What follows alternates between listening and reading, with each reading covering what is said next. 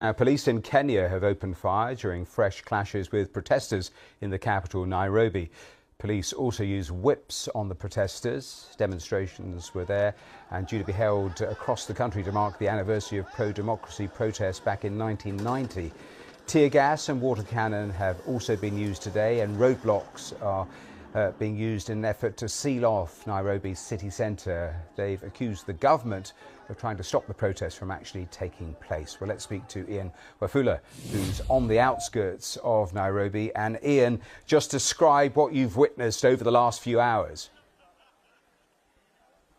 Now, actually, what you see right behind me is one of the major highways that's leading from three other cities in Kenya. That's Kisumu, Eldoret, and Nakuru. So, on a regular day, this road would have been absolutely busy. But what we're seeing right now is that on this actual side, there's a group of protesters who are engaging with the police, and this has been the situation all day because they have been trying to make their way into the central business district of Nairobi just to protest. But this time around, police have managed to keep the protesters out of the CBD because they said, and what we've seen in the past is that protests have actually gotten violent, and to a point we've seen them being infiltrated by goons and property being destroyed.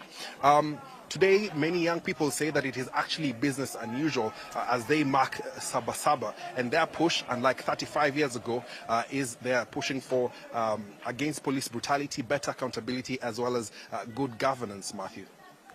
And in terms of the authorities, because this has been going on for a number of days, what are people expecting in the coming days?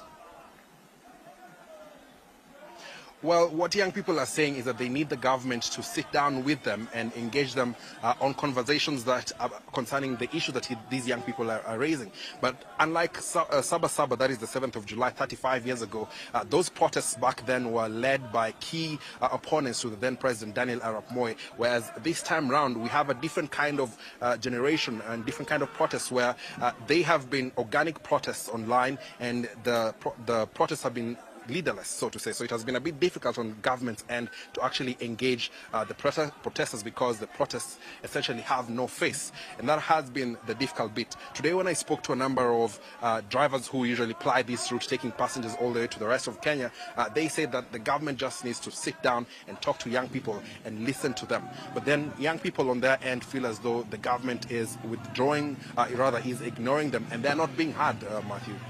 Just briefly on this, we're looking at the pictures. You're there in the capital, but what is happening elsewhere in the country when it comes to protests? Well, protests across the country, similar to what we have seen. However,